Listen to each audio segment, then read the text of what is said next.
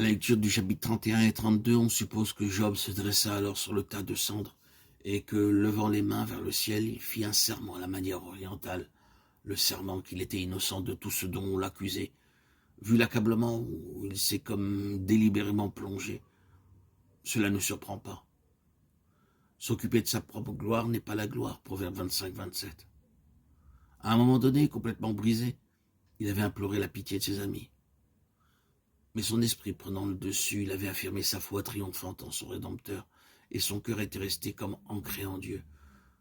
Jusqu'au moment où il avait évoqué les jours heureux de son passé, alors le contraste avec l'état misérable et abject où il est tombé, ce contraste est tel que Job ne voit plus la fidélité de Dieu.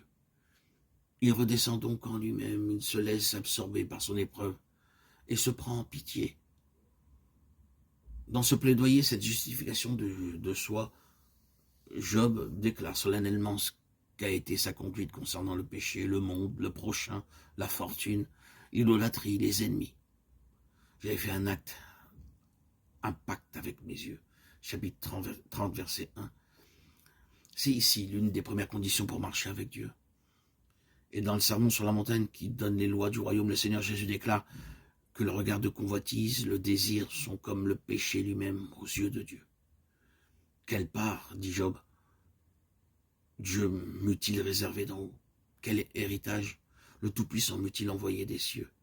Si j'avais commis cette iniquité, Dieu n'a-t-il pas connu mes voies, n'a-t-il pas compté tous mes pas?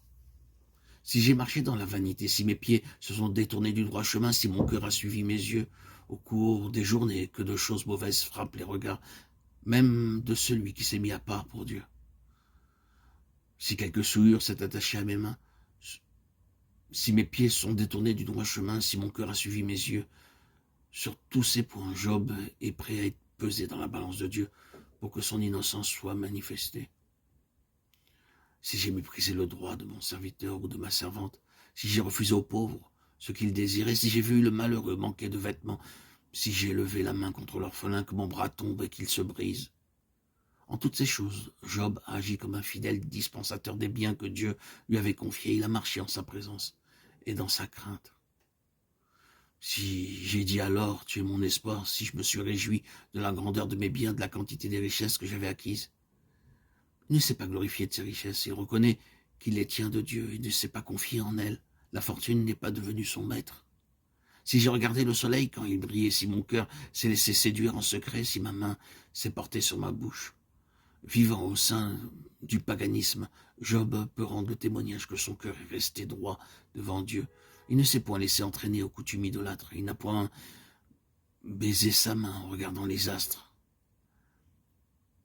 ce qui est la manière païenne de leur rendre hommage. Pour lui, cet acte aurait été un crime, et par là, il aurait renié le Tout-Puissant.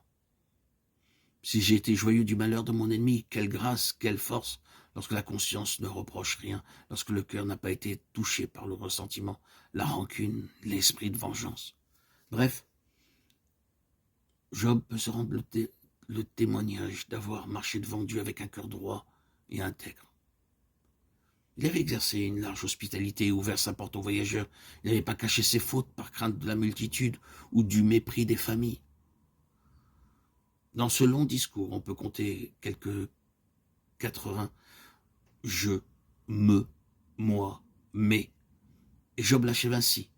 Voilà ma défense toute signée, que le Tout-Puissant me réponde. Cependant, si quelqu'un présentait une plainte écrite contre lui, il l'attacherait sur son front comme une couronne et rendrait compte de tous ses pas. Il s'approcherait de son adversaire comme un prince et lui démontrerait que sa conduite fut selon Dieu.